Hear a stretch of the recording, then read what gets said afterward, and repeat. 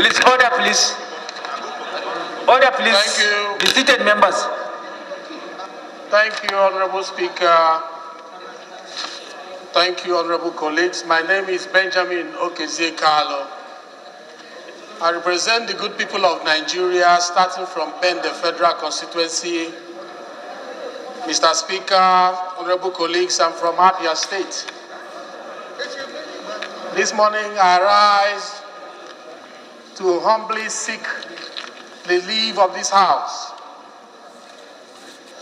to present a motion on maltreatment and institutional acts of racial discrimination against Nigerians living in China by the government of China.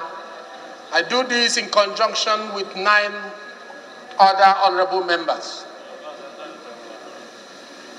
The House are aware that as a result of the mutually beneficial diplomatic and economic relationship between Nigeria and China, about 10,000 Nigerians, including investors, traders, workers, and students, currently reside in and around Guangzhou in the Guangdong province of the People's Republic of China and have generated massive trade volumes between the two countries such that for 2019 alone, Nigeria-China trade value was worth over $8.6 billion. The House recalls that sometimes on April 8, 2020, photos and videos appeared on various social media outlets depicting institutionalized acts of racial discrimination, maltreatment, xenophobic assault, embarrassment, illegal detentions, and forceful eviction of Nigerians and other Africans living in Guangzhou, consigned that under the pretext of curbing the spread of COVID-19, which ironically originated in Wuhan, China, several kinds of maltreatment of Nigerian citizens in Guangzhou have been perpetrated by Chinese people and authorities, including wrongful confiscation of Nigerian international passport, prolonged and illegal detention of Nigerians in the name of mandatory quarantine, despite their having certificates of clean health, and no recent travel history. Outright refusal to test or release the test results, and the eviction of Nigerians from their homes and hotel accommodation, etc. The House is worried that in the exercise of its function of protecting the interests of nationals of a sending state, as provided for under Article 5 of the Vienna Convention on Consular Relations, 1963. Order, please. Honorable Oluga, take your seat. Honorable colleagues, please, let's maintain social distance. Let's sit in our seats so that we can get out of here. Honorable Carlo is moving a very important motion. Please, let's be attentive.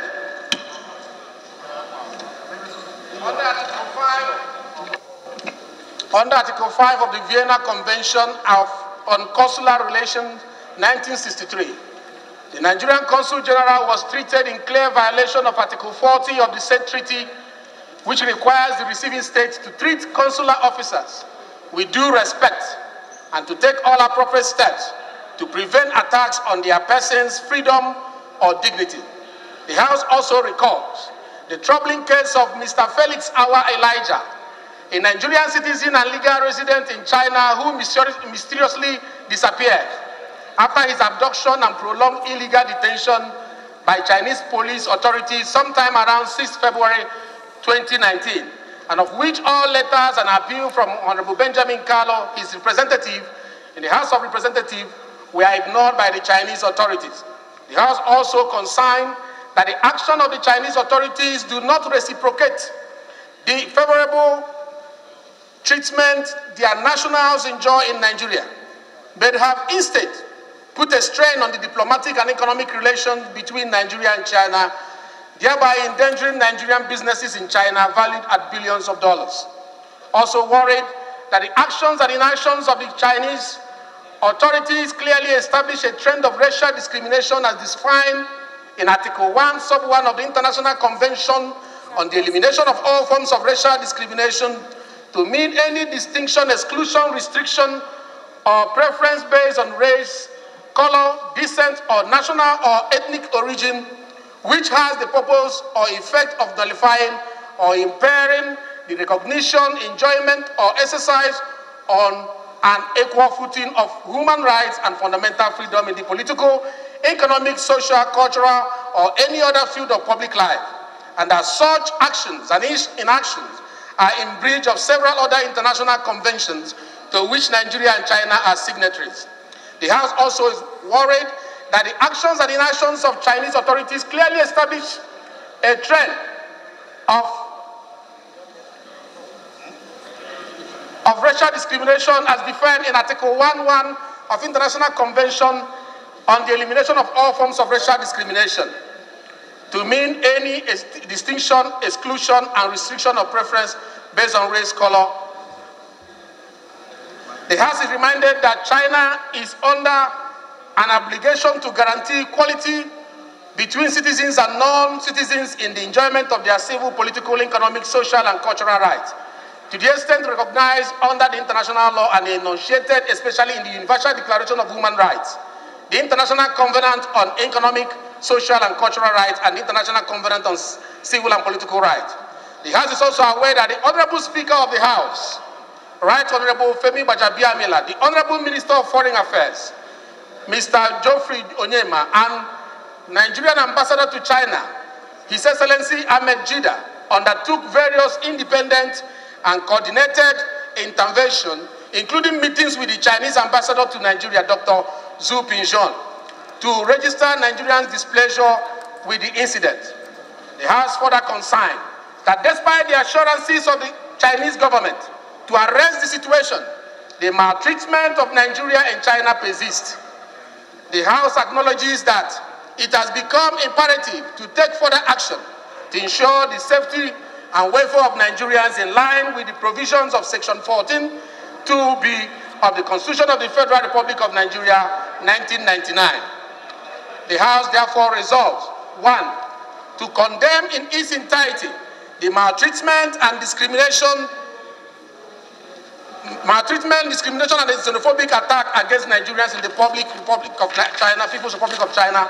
2, urge the Ministry of Foreign Affairs and all relevant ministries, departments, and agencies to, as a matter of urgency, ensure that all Nigerians who wish to return home, including Nigerians that only visited for business, Nigerians with any form of travel document and identification, Nigerians with passport but expired visas, Nigerians with passport and valid visas who have been ejected by house owners, Nigerians who have tested negative to COVID-19 are evacuated from China and quarantined upon arrival.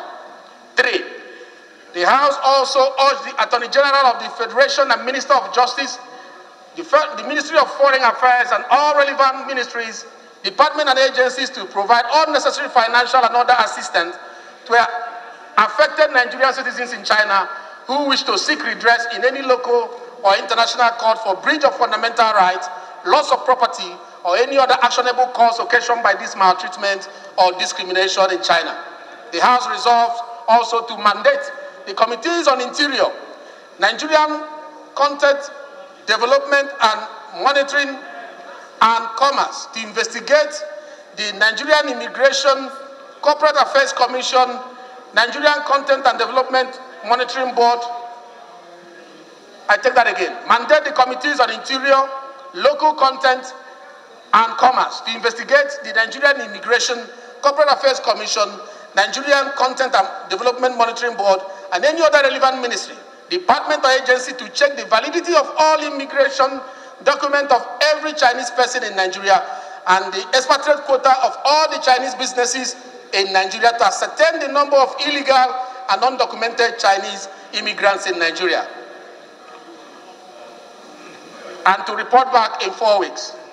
5, also mandate the Committees on Interparliamentary Relations, Foreign Affairs, Human Rights, and Diaspora to ascertain the extent of violation of rights of Nigerians in China, as well as losses arising from such maltreatment.